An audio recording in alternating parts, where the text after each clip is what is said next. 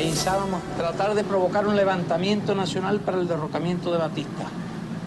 Caso de no lograrse el levantamiento nacional, o en el caso de que Batista pudiera reaccionar con fuerzas superiores y atacarnos aquí en Santiago de Cuba, la idea nuestra era, con las armas del cuartel Moncada, marchar a las montañas y librar la guerra irregular en las montañas. Comandante, los europeos, los italianos, por lo menos los que no tienen prejuicios, sostienen que la revolución cubana sobrevive porque el suyo es un país pobre que supo salir de la miseria, lo que no ha logrado el resto de América Latina. ¿Cómo fue posible? Bueno, tendré que tratar de sintetizarte para no hacerte una historia muy larga. Yo pienso que en esencia, bueno, creo que solo habría sido posible con una revolución que pudiera, por lo menos en breve plazo histórico, ¿no? Quizás en un largo plazo histórico, no sé si otros lo han resuelto de otra forma, pero tuvo que ser una revolución porque había que romper muchos intereses. Había que crear un poder nuevo totalmente y no comprometido con esos intereses, para poder llevar a cabo todas las medidas que hicieron posible estos logros. El hecho de crear un poder nuevo con el apoyo de todo el pueblo nos permitió hacer leyes revolucionarias. Y era tal como lo habíamos concebido nosotros. Incluso desde antes del golpe de Estado de Batista, yo había llegado a la conclusión de que la solución de los problemas requería un cambio radical. En dos palabras, una revolución. Ello nos permitió, por ejemplo, recuperar todas las riquezas nacionales. En nuestro país, las minas, las mejores tierras, las mejores industrias, los servicios fundamentales de electricidad, ferrocarril,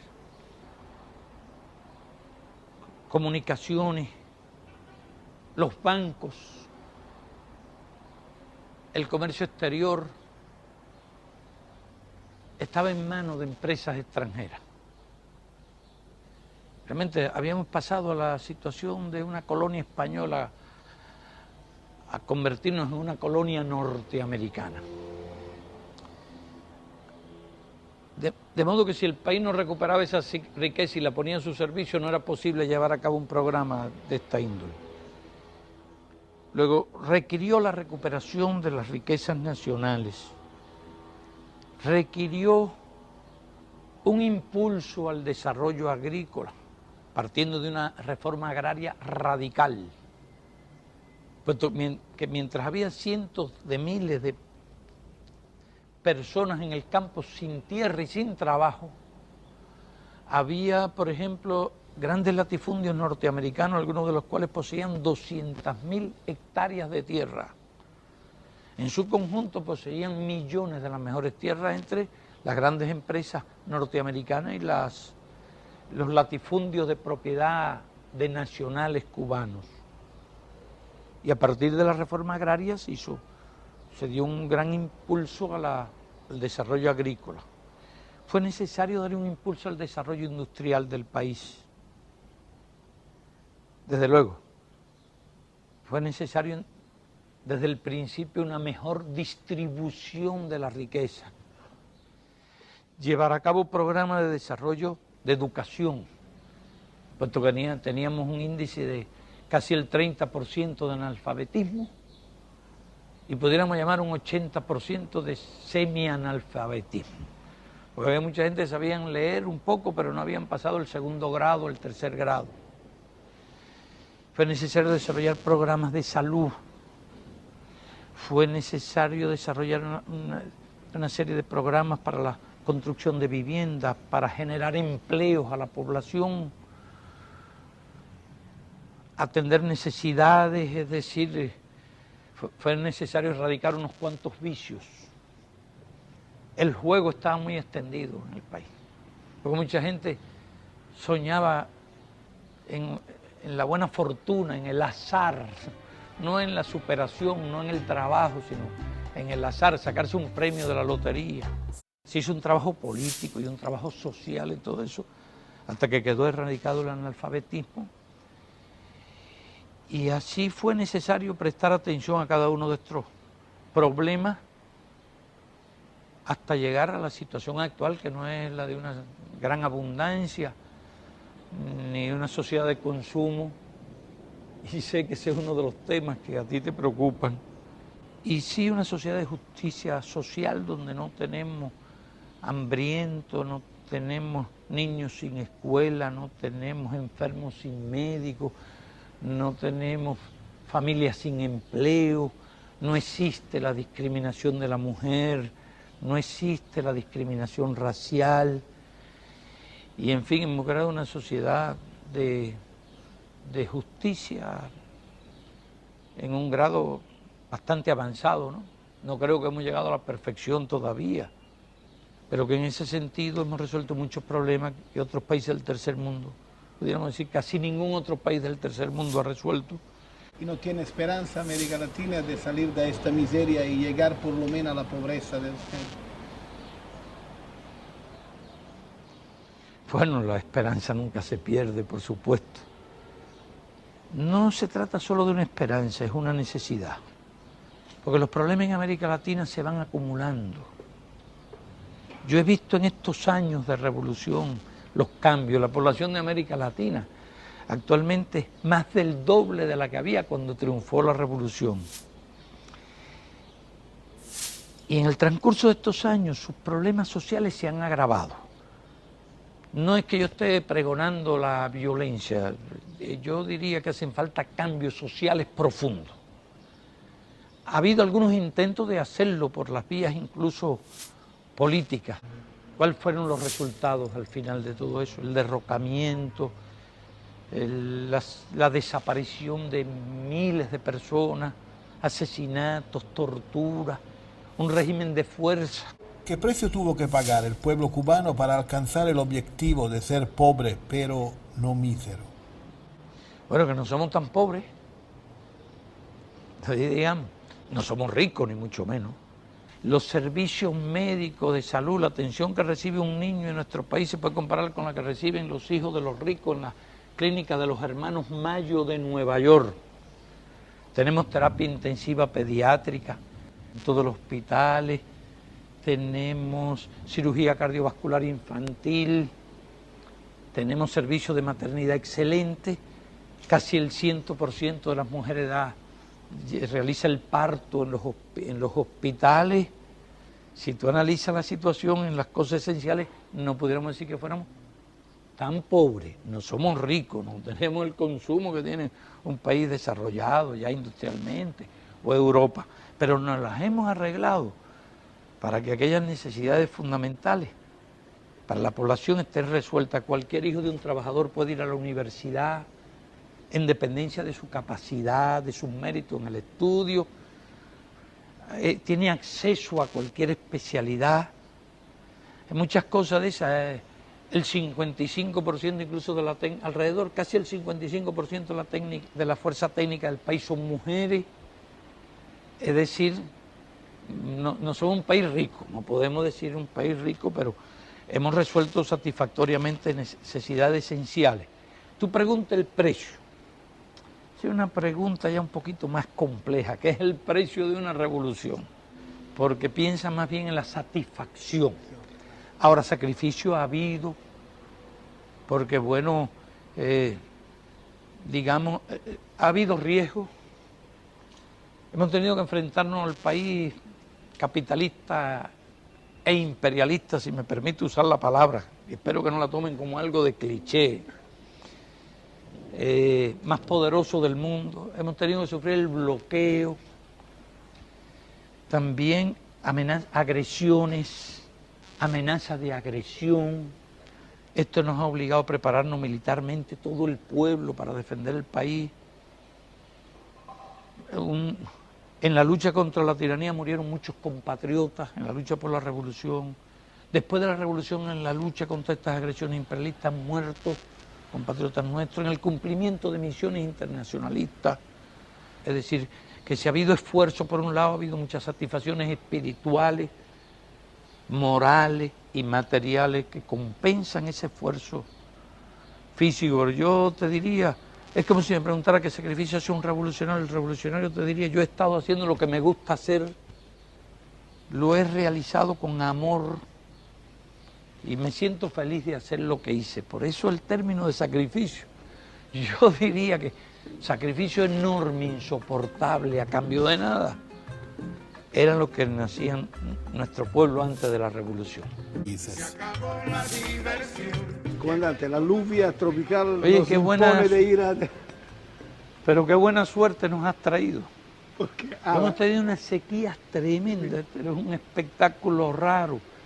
Incluso en estos meses de mayo y junio, que son de los más lluviosos, había llovido muy poco. Llevamos años consecutivos de fuerte sequía, de manera que este es un buen augurio. Comandante, me viene una pregunta sencilla. Cuando usted mira esta ciudad, la mira con ternura, con orgullo. Déjame decirte, casi nunca me paro aquí en este balcón a mirar la ciudad. De vez en cuando me asomo por aquí para ver la ciudad, la veo por tierra, porque visito muchos lugares, visito las fábricas, visito hospitales. Hay un lugar donde se puede ver la ciudad mejor, que es desde el monumento José Martí. Y no pienso tanto cómo es la ciudad ahora, sino cómo debe ser la ciudad en el futuro. Como sabes, estamos reconstruyendo La Habana Vieja, restaurándola tal como era. Pero tenemos que construir cientos de miles de viviendas y desde ahora tenemos el deber de pensar en cuál será el panorama, cuál será la estética de la ciudad. Es un problema importante.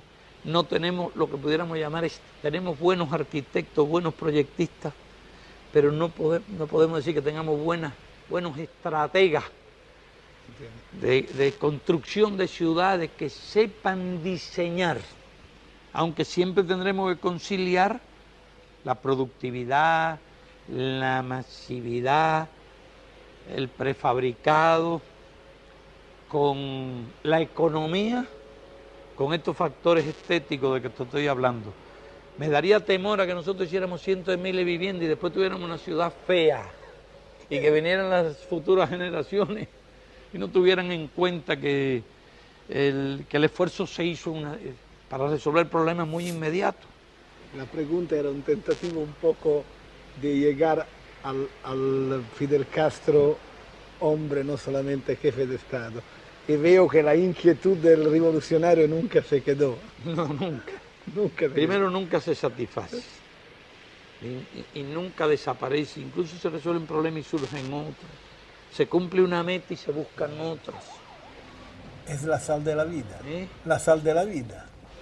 La sal de la vida. Es así. ¿Tú querías que pasáramos? Pasamos. Bien, gracias. No se dio un solo caso. Hay cientos de prisioneros, se podría buscar los nombres y la lista de todos. Y no hay uno solo de los cientos, al final miles de prisioneros, que recibiera una humillación, ni siquiera un insulto. Casi siempre esos prisioneros los poníamos en libertad. Eso nos ayudó a ganar la guerra, pues nos dio un prestigio, una gran autoridad ante los soldados enemigos. Confiaban en nosotros. Ya al principio no se rendía ninguno, al final se rendían en masa.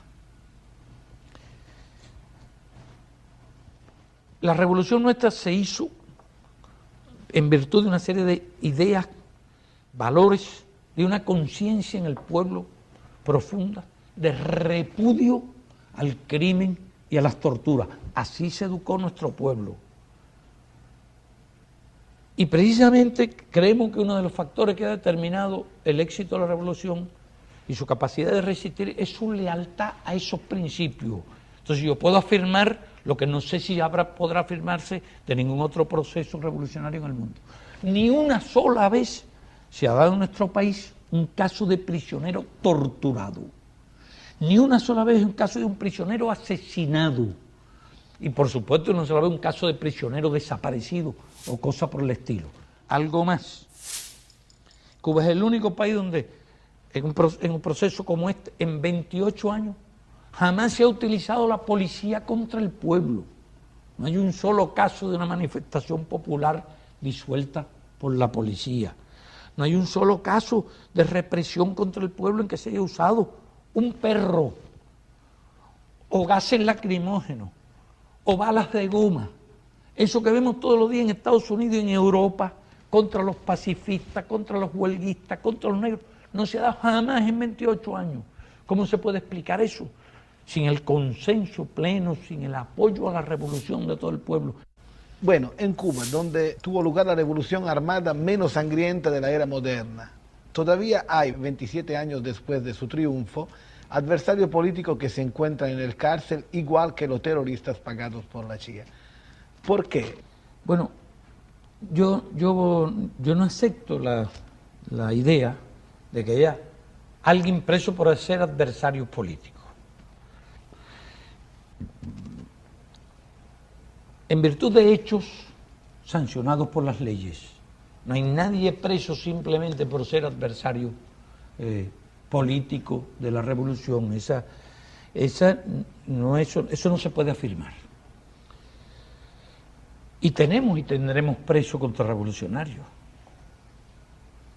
Porque mientras nuestro país esté asediado por Estados Unidos, bloqueado por Estados Unidos, y mientras Estados Unidos estimule por todos los medios las actividades contra el Estado cubano, estimule por todos medios los actos de sabotaje, las actividades contra la revolución, mientras no renuncia a sus planes de liquidar dirigentes revolucionarios, a los dirigentes de la revolución, mientras aliente esa actividad, habrán personas que realicen actividades contra la revolución y nosotros tendremos que defendernos. Ahora, ¿qué tiene de extraño que en una revolución radical como la nuestra, que afectó a muchos intereses, que tiene la enemistad de Estados Unidos, que por todos los medios promueve a través de sus estaciones de radio todos los días las actividades contra el Estado socialista cubano, que los alienta, que le da esperanza? ¿Qué tiene de extraño que se produzcan actividades que den lugar a sanciones contra esos delitos? Eso existe y existirá, porque nosotros nos hemos defendido y estamos dispuestos a defendernos. Siempre que hemos podido hemos sido clementes, hemos sido generosos. La mejor prueba fueron los mercenarios de Girón. Apenas estuvieron 1 año y medio presos. Y después llegó un barco cargado de héroes, entre comillas, allí a Estados Unidos. Precisamente desde esa óptica, ¿puede decirme cuántos prisioneros políticos hay actualmente en Cuba? Fíjense todas las preguntas, incluso las que yo no suelo contestar habitualmente. Alguien me hizo recientemente unos cuantos cientos. No te voy a decir la cifra exacta, porque tendría que llamar por teléfono y preguntar, oye, ¿cuántos presos por actividades contra la revolución? Pero te la voy a decir, hay alrededor de 800 por actividades contrarrevolucionarias, de mayor o menor importancia. ¿Cuánto de dura? Importancia quedan algunas decenas de los de grandes sanciones por delitos contra la tiranía. Pero ya que no son muchos los que quedan, porque los hemos ido poniendo en libertad. De los presos indisciplinados, estos que se negaban a cumplir la disciplina, quedan unas cuantas decenas. Y hay por otros hechos de menor importancia recientes. Nosotros incluso, cuando Carter era presidente, había alrededor de 3.000 todavía. Y pusimos en libertad más de 2.000. Pero todavía ingresan presos. Hay gente que penetra por las costas, enviada por organizaciones contrarrevolucionarias con misiones de hacer sabotaje o atentados, y tenemos que arrestarlo, sancionarlo y condenarlo. Hay gente que trata de secuestrar un avión, como recientemente, y suelta una bomba, incluso, y hiere gente, mata gente, y alguna de esa gente, pues sencillamente tenemos que sancionarla. Sí, la medida más importante que había hecho era la de la reforma agraria. Otras medidas como la confiscación de los bienes de los malversadores, rebaja de las tarifas eléctricas, telefónicas, ley de alquileres, reforma urbana, pero no era todavía un programa socialista. Kennedy hereda el plan de acción de Eisenhower y de Nixon y con algunos escrúpulos y con algunas vacilaciones, ciertamente lo lleva a cabo y produce la invasión mercenaria de Girón, en que se produce una gran derrota. Se dio en llamar ese episodio la primera derrota del imperialismo yanqui en América. ¿Por qué se retiró Kennedy al último momento? ¿Por qué, dice? Kennedy se retiró al último momento de ayudar. Kennedy tenía dudas, pero siguió adelante con el plan. Creyó en las premisas que le había transmitido la CIA. Creyó en la sabiduría del Pentágono y la CIA, y en su especialidad militar, su profesionalismo. Creyó en los informes y creyó en la propaganda. Y que el pueblo se sumaría a los mercenarios, a los invasores, que las milicias no combatirían y virarían sus armas contra el gobierno. Creyó todo eso, aunque su estrategia, que yo he estudiado muy bien, no estaba acorde con esta teoría, porque cogieron un lugar aislado, un lugar separado por el resto del territorio nacional por una gran ciénaga, donde era muy difícil de contraatacar, porque había que ir por 2 carreteras, atravesando 10 kilómetros de ciénaga, lo cual convertía esas vías en una especie de paso de las Termópilas, que no se podían flanquear. Entonces contaban con el dominio aéreo total. Bombardearon nuestros aviones en sus bases, los pocos que teníamos, en un ataque por sorpresa usando insignias cubanas. Todo eso hicieron. Subestimaron al pueblo, y esa fue la esencia de la gran derrota. Kennedy vacilaba en su momento, tenía temor en una administración que se inicia al enfrentamiento con América Latina y a lo que significaba un genocidio de un pueblo latinoamericano y de un pueblo que iba a luchar, porque tenía ya cientos de miles de armas y estaba dispuesto a luchar. Y nosotros habíamos aprendido a luchar cuando éramos un puñado de 6 o 7, 10 o 12, 20 o 30. Y ya éramos cientos de miles de gente. Y se habían enfrentado a una forma de guerra popular aquí con un pueblo armado. Y él dudó, y no se lo critico, creo que fue juicioso en eso. No se sabe lo que habría costado aquello, pero el pueblo de Cuba no se habría rendido jamás. Entonces no se siente afuera de la historia del momento. No, me siento totalmente en la historia. Me siento, pero más que nunca en la historia. Y me siento con más obligación y más deber que nunca de defender esas ideas. Precisamente porque esas ideas están atravesando una campaña difícil, un momento difícil. Y creo que esas son las ideas del futuro. ¿El futuro cuál va a ser? El capitalismo. El capitalismo es una selva. Es el hombre enemigo del hombre, el hombre saqueando al hombre, el hombre contra el hombre. Y algún día el hombre tiene que vivir como una familia. Algún día el hombre tiene que vivir como hermano. Y solo un régimen social diferente, y no este, un régimen superior a este, puede dar lugar a que la humanidad sea alguna vez una sola familia. Si sobrevive a los peligros, a las amenazas de guerra nucleares, a la contaminación del ambiente, al dióxido de azufre, al dióxido de carbono, a los clorofluorcarbonos, esos que acaban con la capa de ozono. Si sobrevive, y tengo esperanza de que sobrevivamos, a pesar de los errores de los políticos, a pesar de las estupideces de los políticos, entonces creo que sí, que algún día llegará el momento en que la humanidad sea como una sola familia. A Fidel Castro, 19 de octubre de 1959. Camagüey, octubre 19 de 1959. Compañero Fidel, en el día de hoy he enviado al jefe del Estado Mayor, por conducto reglamentario, un radiograma interesando mi licenciamiento del Ejército Rebelde. Por estar seguro que este asunto será elevado a ti para su solución, y por estimar que es mi deber informarte de las razones que he tenido para solicitar mi baja del Ejército, paso a exponerte las siguientes conclusiones. Primera, no deseo convertirme en obstáculo de la revolución, y creo que teniendo que escoger entre adaptarme o arrinconarme para no hacer daño, lo honrado y lo revolucionario es irse. Segunda, por un elemental pudor, debo renunciar a toda responsabilidad dentro de las filas de la revolución. Después de conocer algunos comentarios tuyos de la conversación que tuviste con los compañeros Agramonte y Fernández Vila, coordinadores provinciales de Camagüey y La Habana, respectivamente. Si bien en esta conversación no mencionaste mi nombre, me tuviste presente. Creo igualmente que después de la sustitución de Duque y de otros cambios más, todo el que haya tenido la franqueza de hablar contigo del problema comunista debe irse antes de que lo quiten.